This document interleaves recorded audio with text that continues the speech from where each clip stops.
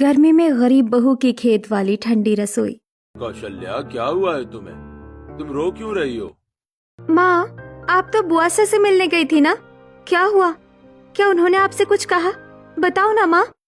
कौशल्या अपनी ननद कुंती के घर गई थी, लेकिन जब से वो वहां से लौटी थी तब से उसका रोना बंद ही नहीं हो रहा था। अपनी माँ को इस तरह रोते हुए देखकर। माँ, मैंने आपको कितनी बार कहा है कि बुआ सासे सारे रिश्ते नाते तोड़ दो, लेकिन आप और पिताजी मेरी कोई बात सुनते ही नहीं। क्या जरूरत थी आपको बुआ सा की चौखट पर जाने की? आखिर समीर अपनी बुआ सा से इतना नाराज क्यों था? बुआ सा के घर में क्या हुआ था? कौशल्या इतना रो क्यों रही थी? ये जानने के लिए चलिए कहानी में थोड़ा पीछे चलते हैं। रानी, तुम्हें क्या जरूरत है चाय बनाने की? तुम्हें कॉलेज नहीं जाना है क्या? रानी जीन्स टॉप पहनकर मेकअप करके अपने माँ पिताजी के लिए चाय बना रही थी। वो अपने पिताजी को चाय लाकर देती है। रानी के पिता मोतीलाल सूट पहनकर अखबार पढ़ रहे थे और उनकी माँ टीवी देख रही थी। माँ, नौकर तो घर का सारा काम करते हैं, लेकिन मुझे आप लोगों को अपनी हाथ की चाय पिलाना पसंद है। रानी अपने माँ पिताजी दोनों को चाय देती है, फिर अपना बैग लेकर कॉलेज के लिए निकल जाती है। तभी रानी की बुआ सा उनके घर आती हैं। ननद जी, सही वक्त पर आ गई हैं आप। लीजिए चाय पीजिए, अभी अभी रानी ने बनाई है। वैसे इतने दिनों बाद कैसे आना हुआ? भाभी, मैं तो बड़ी आस लेकर आप लोगों के पास आई हूँ। मैंने अभी अभी केटरिंग का काम शुरू किया है, लेकिन मुझे कहीं अच्छी जगह नहीं मिल रही, और अगर मिल रही है तो वो काफी महंगी है। और आप तो जानती हैं मेरे पति का काम अच्छा नहीं चल रहा है। तो कुंती, तुझे हमसे क्या मदद चाहिए? भैया, आपका इतना बड़ा घर है, आपके घर में ग्राउंड फ्लोर में जो बड़ा हॉल है, क्या वो आप मुझे दे सकते हैं? मैं उसमें केटरिंग का काम शुरू करूँगी। कुंती की बात सुनकर कौशल्या और मोतीलाल दोनों एक दूसरे का मुंह देखने लगते हैं। कुंती, मैं तुम्हारी मदद करना चाहता हूँ, लेकिन मुझे थोड़ा समय दो। मैं 1-2 दिन में सोच कर बताता हूँ। ठीक है भैया, आपको जितना समय लेना है आप ले लीजिए। मुझे पता है भाभी मुझे कुछ खास पसंद नहीं करती है। अगर भाभी मना करे तो आप रहने दीजिए। इतना कहकर कुंती चली जाती है। उसके जाने के बाद मोतीलाल भी खेत का काम देखने के लिए चले जाते हैं। मोतीलाल की प्रॉपर्टी काफी बड़ी थी। बहुत सारे लोग उनके खेत में काम कर रहे थे। मोतीलाल काम करके रात में घर आते हैं और खाना खाकर सोने के लिए अपने बेडरूम में चले जाते हैं। मोतीलाल और कौशल्या अपने बेडरूम में बैठकर बातें कर रहे थे। सुनिए जी, ननद जी ने जो कहा था उसके बारे में आपने कुछ सोचा क्या? मुझे तो कुछ समझ में ही नहीं आ रहा है कि क्या करूं। तुम बताओ, तुम क्या सोच रही हो? ननद जी अभी प्रॉब्लम में है। अगर हम लोग उनकी मदद नहीं करेंगे तो उन्हें लगेगा कि मैंने ही आपको मना किया है, और इससे भाई बहन के रिश्ते में भी खटास आएगी। वैसे भी तो हमारे पास इतनी सारी प्रॉपर्टी है, अगर हम ग्राउंड फ्लोर वाला हिस्सा दे भी देंगे कुछ नहीं होगा। हाँ, मैं भी यही सोच रहा था। मैं काम करता हूँ, फोन करके कुंती को बता देता हूँ। मोतीलाल फोन करके कुंती को ग्राउंड फ्लोर वाला हिस्सा उसे देने के बारे में बता देते हैं। 2 दिन बाद कुंती कोर्ट का पेपर लेकर उनके पास आती है। भैया, आप लोग बहुत अच्छे हैं जो आप मेरी इतनी मदद कर रहे हैं। इस पेपर पर भी साइन कर दीजिए। इसमें लिखा है कि ग्राउंड फ्लोर वाला हिस्सा आप मुझे दे रहे हैं। मुझे फूड लाइसेंस बनवाना है, तो उसके लिए मुझे ये पेपर्स दिखाने होंगे। मोतीलाल कुंती के हाथ से पेपर लेता है और उसे पढ़ने लगता है। क्या भैया, आप इतने ध्यान से पेपर पढ़ रहे हैं? आपको अपनी बहन पर विश्वास नहीं है? अरे नहीं नहीं बहन, ऐसी बात नहीं है। कुंती के उकसाने पर मोतीलाल बिना पेपर पढ़े ही उस पर साइन कर देता है। कुंती पेपर लेकर चली जाती है। 3 दिन के बाद कुंती पुलिस को लेकर मोतीलाल के घर आती है। वो पुलिस वालों से कहती है, देखिए ना सर, इन लोगों ने मेरे घर पर कब्जा कर लिया है। कुंती, ये सब क्या है? तुम मेरे घर को अपना घर कैसे कह सकती हो? भैया, आपने ही तो ये घर और अपनी सारी प्रॉपर्टी मेरे नाम की है, भूल गए? कुंती जब ये ड्रामा कर रही थी तभी समीर घर आता है। वो कुछ काम से दूसरे शहर गया हुआ था। उसने कुंती की सारी बातें सुन ली थी। वो कुंती के हाथ से पेपर लेता है और उसे पढ़ने लगता है। पेपर पढ़ने के बाद, माँ, पिताजी, ये सब क्या है? आप सब कुछ बुआ सा के नाम कैसे कर सकते हैं? बेटा, तेरे पिताजी ने तो सिर्फ ग्राउंड फ्लोर वाला हिस्सा तेरी बुआ सा को दिया था। उन्होंने पेपर पढ़ा भी था। पिताजी, बुआ सा ने हमारे साथ धोखा किया है। सिर्फ पहले पेज पे ग्राउंड फ्लोर वाले ट्रांसफर की बात है, जबकि बाकी पेपर में आपकी सारी प्रॉपर्टी ट्रांसफर, यहाँ तक कि गहने भी उनके नाम हो गए हैं। समीर बेटा, तू तो बड़ा समझदार है। अच्छा हुआ तू घर में नहीं था, वरना तो दिक्कत हो जाती। लेकिन भैया, मेरे पास ज्यादा टाइम नहीं है, आप लोग मेरे घर से निकल जाइए। कुंती मोतीलाल का सब कुछ छीन लेती है। और उन्हें थोड़े बहुत कपड़े, बर्तन, राशन देकर पुलिस वालों की मदद से घर से निकलवा देती है। कल तक जो लोग महल जैसे बड़े घर में रहते थे वो रास्ते पर आ जाते हैं। मोतीलाल, कौशल्या, रानी, समीर चारों कड़ी धूप में चल रहे थे। हमारा सब कुछ तो लुट गया है। अब हम लोग कहाँ जाएंगे, कहाँ रहेंगे? कौशल्या, तुम रो मत।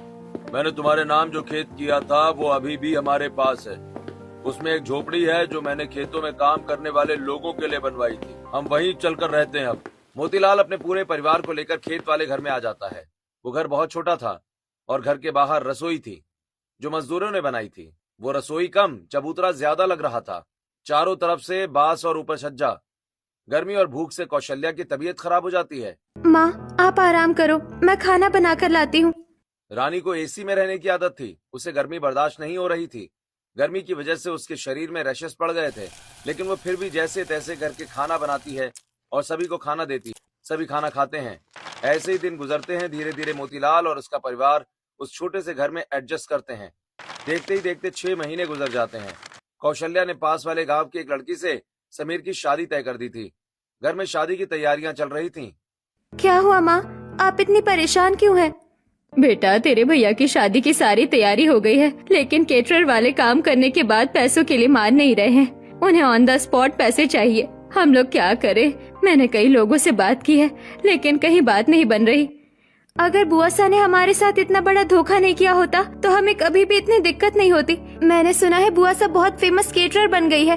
अगर वो हमारी मदद कर दे तो शायद सब कुछ ठीक हो सकता है।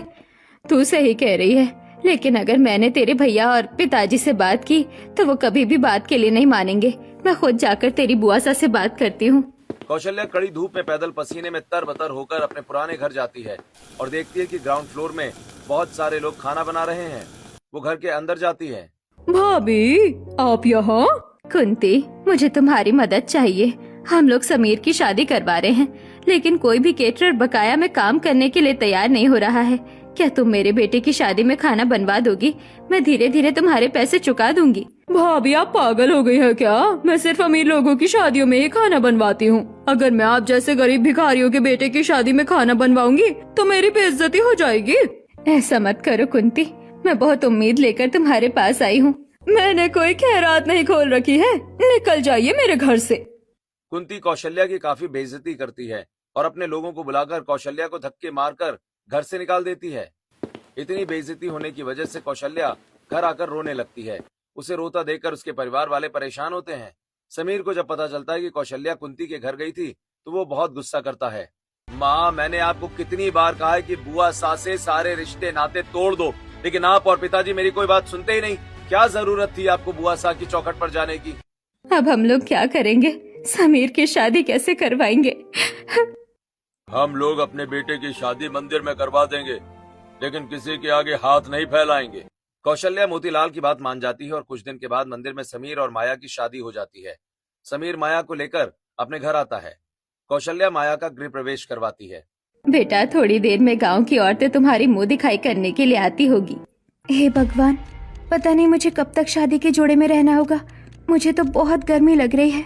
थोड़ी देर के बाद 5 से 10 औरतें माया की मुंह दिखाई करने के लिए आती हैं। बहू, मेहमानों के लिए शरबत बनाकर ले आओ, रसोई बाहर है।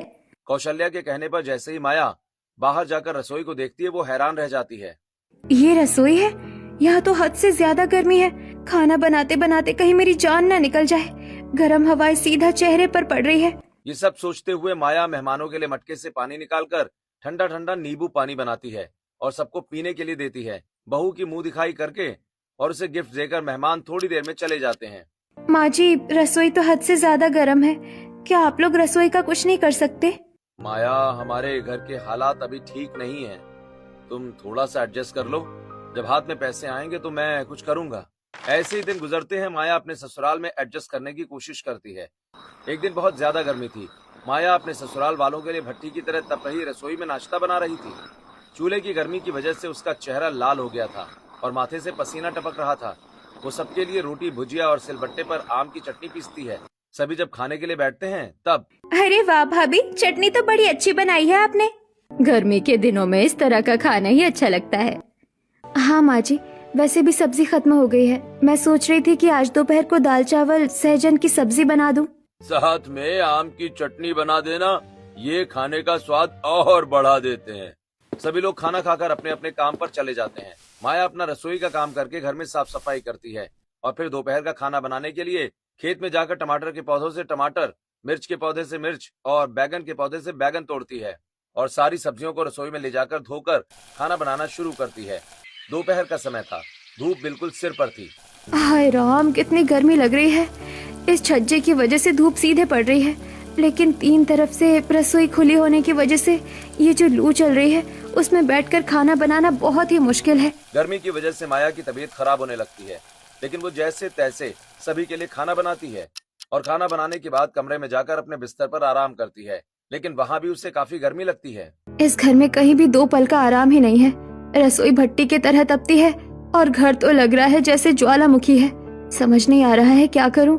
इतनी गर्मी में तो आराम करना मुश्किल है। चलो कुछ काम ही कर लेते हैं। ये सोचकर माया बेड पर बैठकर सारे घर वालों के धुले हुए कपड़े तह करने लगती है। दोपहर को जब सब खुली रसोई में खाना खाने के लिए बैठते हैं तब, क्या माया, तुमने सब्जी ढककर नहीं रखी थी क्या?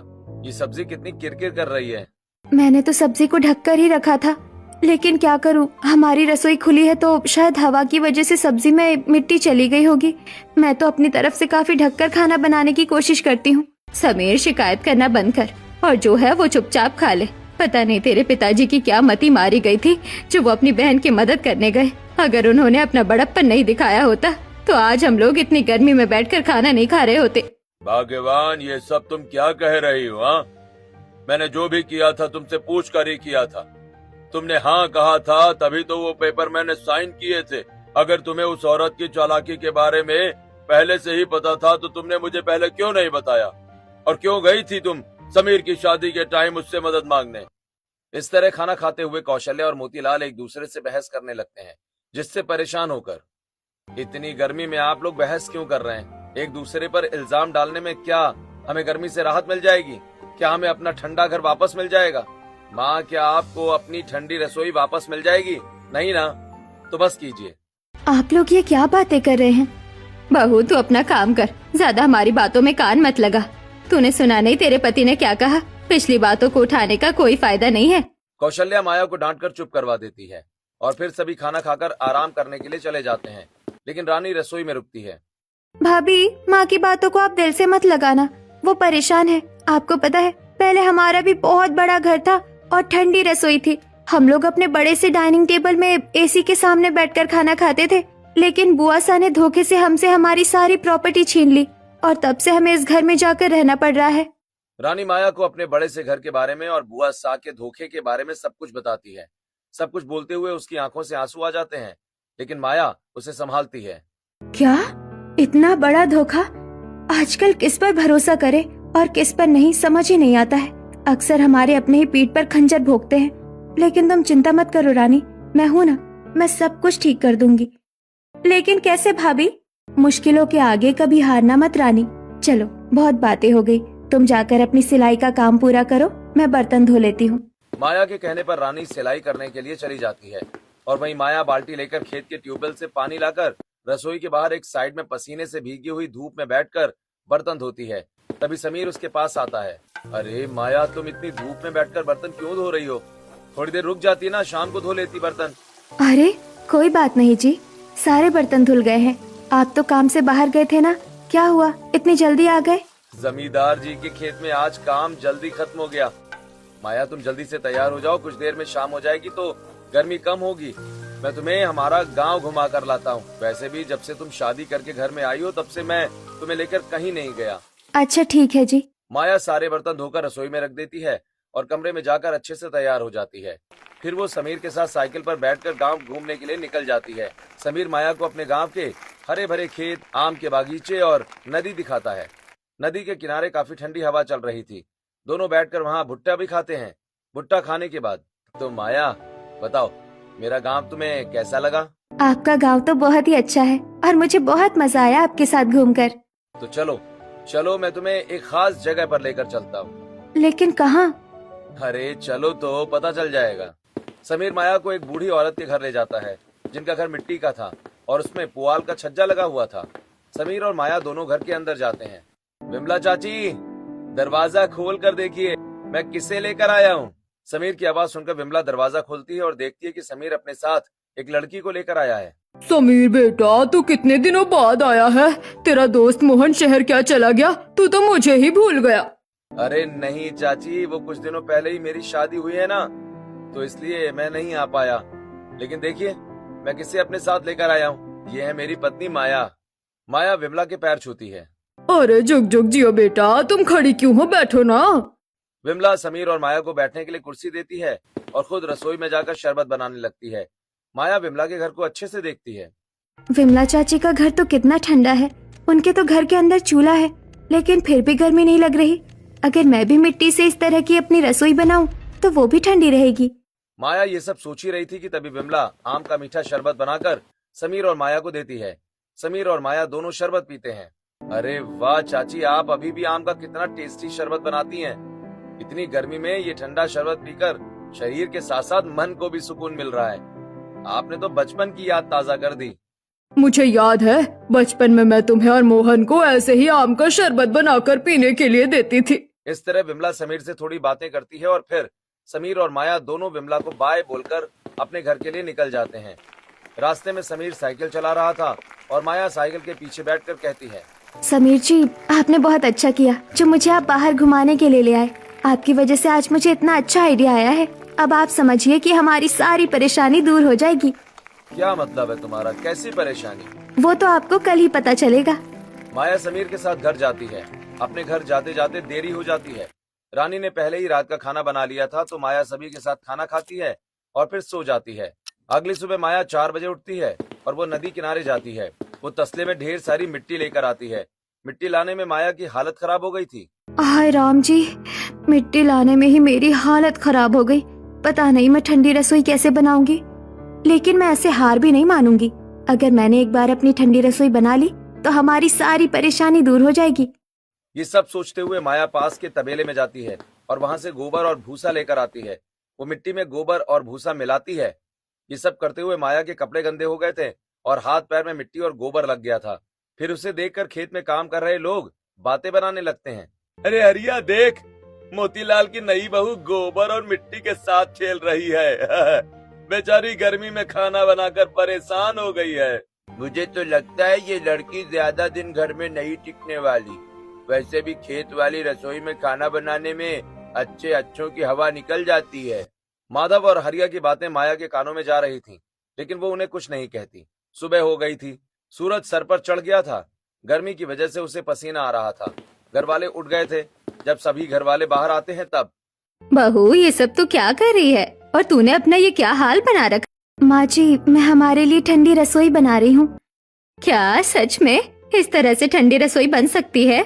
हाँ माँ जी, मैं मिट्टी की दीवार बनाऊंगी और पुआल और बांस को बांधकर उसे छज्जा बनाऊंगी। फिर तो भाभी, मैं भी आपकी मदद करूंगी। बताइए मुझे क्या करना है?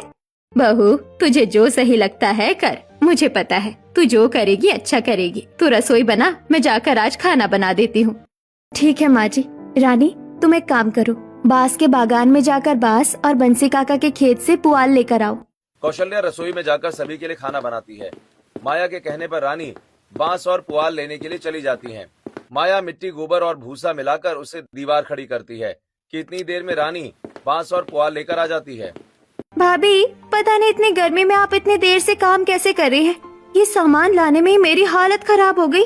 रानी, गर्मी तो मुझे भी लग रही है। उफ उफ गर्मी, हाय हाय, गर्मी करने का मन तो मुझे भी कर रहा है, लेकिन मैं जल्द से जल्द अपनी ठंडी रसोई बनाना चाहती हूँ।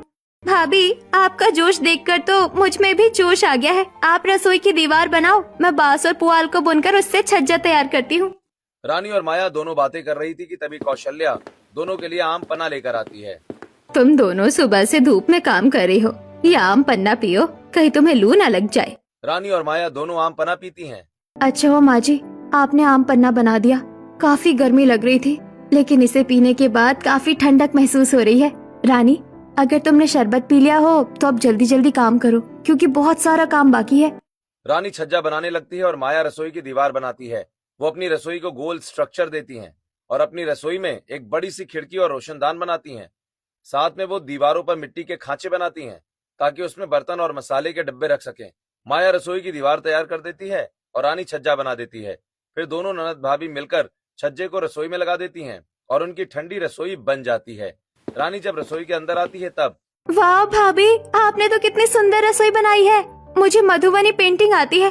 कल मैं रसोई की दीवार पर पेंटिंग कर दूंगी, इससे हमारी रसोई और सुंदर लगेगी। रानी, तुम्हारा आइडिया तो अच्छा है, लेकिन मैं कुछ सोच रही थी कि जिस तरह हमने ये ठंडी रसोई बनाई है, वैसे ही अगर हम लोग खाना खाने के लिए भी मिट्टी की ही बैठने वाली जगह बना दे, जब मेहमान आएंगे तो उन्हें खाना खिलाने में भी दिक्कत नहीं होगी। भाभी, आपका आइडिया तो अच्छा है। कल मैं और आप सुबह सुबह मिट्टी लेने चलेंगे और फिर बांस पुआल लाकर बैठक की भी जगह बनाएंगे। रानी और माया काम खत्म करके नहाती हैं। सभी खाना खाकर सो जाते हैं। अगली सुबह रानी और माया दोनों मिलकर नदी के किनारे जाती हैं। वहां से मिट्टी लेकर आती हैं। फिर दोनों पास के तबेले में जाकर गोबर और भूसा लेकर आती हैं। उसके बाद दोनों बांस के बागान से बांस और पुआल लेकर आती हैं। रानी, मैं सोच रही थी कि हमें अपने बैठक को खुला रखना चाहिए। हम लोग दो तरफ की दीवार बनाएंगे और बैठक को लंबा रखेंगे, ताकि खेत में जब हवा चले तो ठंडक बनी रहे। भाभी, आपका आइडिया तो अच्छा है, चलिए बनाते हैं। माया दीवार बनाती है और रानी छज्जा बनाती है। दो तरफ से खुले होने की वजह से उनका बैठक जल्दी बन जाता है। रानी, तुम्हारी वजह से मैं इतनी जल्दी सब कुछ कर पाई हूँ। अब मैं घर वालों को अपने खेत वाली ठंडी रसोई का खाना बनाकर खिलाना चाहती हूँ। भाभी, आप खाना बनाओ, तब तक मैं दीवारों पर पेंटिंग करती हूँ। माया खेत में जाती है और आम के पेड़ से आम और लौकी के बेल पत्ते तोड़कर लाती है। माया लौकी के बेल और उसके पत्तों को सीढ़ी से चढ़ाकर छत पर फैला देती है। भाभी, रसोई की छत में लौकी के बेल क्यों लगा रही हो? लौकी के बेल और पत्तों की वजह से छज्जा जल्दी गर्म नहीं होगा और रसोई ठंडी रहेगी। बेल लगाने के बाद माया अपनी पुरानी रसोई से चूल्हा उठाकर नई रसोई में रखती है और सारे मसाले बर्तन लाकर अपनी ठंडी रसोई में सजा देती है। फिर वो चूल्हे पर आम की खट्टी मीठी सब्जी और रोटी बनाती है। इस रसोई में खाना बनाने में तो बिल्कुल भी गर्मी नहीं लग रही है। पहले तो खाना बनाते बनाते मेरी हालत खराब हो जाती थी। माया ये सब सोचते हुए खाना बना रही थी कि तभी बाहर से गर्म हवा अंदर आती है। मैंने तो ये खिड़की घुटन से बचने के लिए बनाई थी, लेकिन इससे तो गर्म हवा आ रही है। इसका कुछ करना पड़ेगा। माया ये सोच रही होती है कि तभी उसकी नजर जूट की बोरी पर जाती है। वो जूट की बोरी को पानी में भिगोकर खिड़की पर टांग देती है, जिससे अब खिड़की से ठंडी हवा आने लगती है। माया ठंडी हवा का मजा लेते हुए अपने घर वालों के लिए खाना बनाती है और बैठक में चटाई बिछाती है। और माया खाना परोसती है और खाना खाने के बाद, आहा, बहू, ये आम की खट्टी मीठी सब्जी, खीरे का रायता कितना स्वादिष्ट लग रहा है और इस बैठक में बैठकर खाने में तो बड़ा आनंद आ रहा है। वरना तो पहले उस छोटी सी गर्म रसोई में खाना खाने में तो हमारी हालत खराब हो जाती थी। हाँ बहू, आज तेरी वजह से हम लोग इतना सुकून से खाना खा पा रहे हैं, जैसे पहले अपने पुराने घर में खाया करते थे। माया अपने ससुराल वालों को बिना गर्मी के सुकून से खाना खाते देखकर बहुत खुश होती है। ऐसे ही दिन गुजरते हैं। माया आए दिन अपने ससुराल वालों को अपनी ठंडी रसोई का ठंडा ठंडा खाना खिलाती है। कभी वो उन्हें मिट्टी के बर्तन में दही जमाकर दही रोटी खिलाती, तो कभी वो दही डालकर लौकी का रायता बनाती। एक दिन जब दोपहर को सभी लोग खाना खा रहे थे तब, बहू, आजकल तू अपनी ठंडी रसोई में हर दिन हमें कितना ठंडा खाना खिलाती है। हमने तो उम्मीद ही छोड़ दी थी कि हमें दोबारा कभी ठंडी रसोई का सुख मिलेगा, लेकिन तेरी वजह से ये सब कुछ हुआ है और अब तो खाना भी खराब नहीं होता है। माँ जी, मैं सीधे खेत से सब्जी तोड़कर खाना बना रही हूँ और खाना बनाने के बाद उसे एक जगह मिट्टी में पानी डालकर मैं उसके ऊपर खाना रखती हूँ, तो खाना ठंडा रहता है। कौशल्या, पिछले जन्म में हमने कोई अच्छा काम किया होगा, इसीलिए हमें इतनी अच्छी बहू मिली है। अपने ससुर के मुंह से तारीफ सुनकर माया को बड़ी खुशी होती है। रसोई ठंडी बन जाने की वजह से माया और उसके ससुराल वाले बहुत खुश थे, लेकिन वहीं कुंती का बुरा हाल था। कुंती मोतीलाल के घर के नीचे वाले हॉल कारीगरों से बड़े बड़े बर्तनों में खाना बनवा रही थी। तुम लोग इतना धीरे धीरे काम क्यों कर रहे हो? जल्दी जल्दी हाथ चलाओ।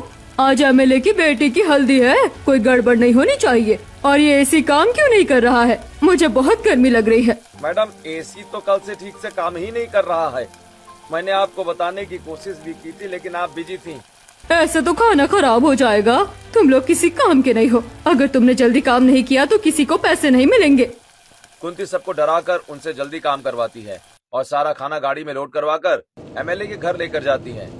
शादी के घर में जब मेहमान खाना खाने आते हैं तब, छी, एमएलए साहब ने कितना बेकार खाना बनवाया है। दाल तो महक रही है। हाँ, और ये फ्राइड राइस भी अजीब सा लग रहा है, जैसे खराब होने वाला है। बहुत से मेहमान खाने की काफी बुराई करते हैं। जब ये बात एमएलए को पता चलती है तो वो दाना पानी लेकर कुंती पर चढ़ जाता है। कुंती, तुमने ये कैसा खाना बनाया है? तुम्हें अपने करियर की चिंता नहीं है क्या? अगर मेरी बेटी की शादी में कोई अड़चन आई तो मैं तुम्हारा पूरा करियर खत्म कर दूंगा। तुम जिंदा नहीं बचोगी, समझी? मुझे माफ कर दीजिए सर, वो हमारा एसी काम नहीं कर रहा था, इसीलिए गलती हो गई। कुंती, एक और गलती और उसकी सजा तुम्हें बहुत महंगी पड़ेगी। एमएलए कुंती को काफी डराता धमकाता है। कुंती जब अपने घर आती है तो देखती है कि हॉल में आग लगी है और कारीगर आग बुझा रहे हैं। मैडम, एसी ब्लास्ट हो गया, जिसकी वजह से हॉल में आग लग गई।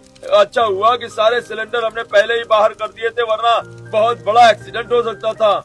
हे भगवान, अब हम लोग क्या करेंगे? चंदू, तुम जल्दी से किसी बड़े हॉल का जुगाड़ करो। परसों एमएलए की बेटी की शादी है, अगर कुछ गड़बड़ हुई तो वो हमें जान से मार देगा। कुंती के कहने पर चंदू कई मैरिज हॉल में बात करता है, लेकिन सारे मैरिज हॉल बुक थे। मैडम, हमें खाना बनाने के लिए कहीं भी जगह नहीं मिल रही है, और अगर हमें मिल रही है तो वो बहुत छोटी है, उसमें गर्मी बहुत है तो खाना खराब हो सकता है। चंदू की बात सुनकर कुंती बहुत निराश हो जाती है। डर के मारे कुंती का बुरा हाल हो जाता है। अगर मैंने कुछ नहीं किया तो एमएलए मुझे मरवा देगा। हे भगवान, मुझे बचा लो। ये सब सोचते हुए कुंती जैसे ही अपना सिर ऊपर उठाती है तो दीवार पर उसे अपनी और अपने भाई की फोटो दिखाई देती है। भैया, शायद अब वही मेरी मदद कर सकते हैं। मैंने सुना है उनकी बहू ने ठंडी रसोई बनाई है, मुझे उनसे जाकर बात करनी चाहिए। ये सब सोचकर कुंती उसी वक्त मोतीलाल के खेत वाले घर पर जाती है। कुंती, तू यहाँ क्यों आई है? अब क्या चाहिए तुझे? हमारा सब कुछ छीन कर भी तेरा मन नहीं भरा क्या? अब क्या लेने आई है?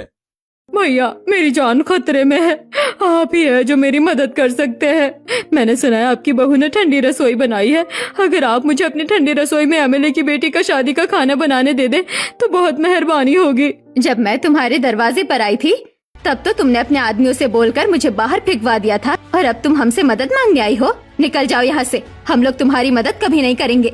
माँ जी, बुआसा की जान खतरे में है, मुझे लगता है हमें उनकी मदद करनी चाहिए। अगर हम उनकी मदद नहीं करेंगे तो उनमें और हम में क्या अंतर रहेगा? मुझे तुमसे यही उम्मीद थी बहू।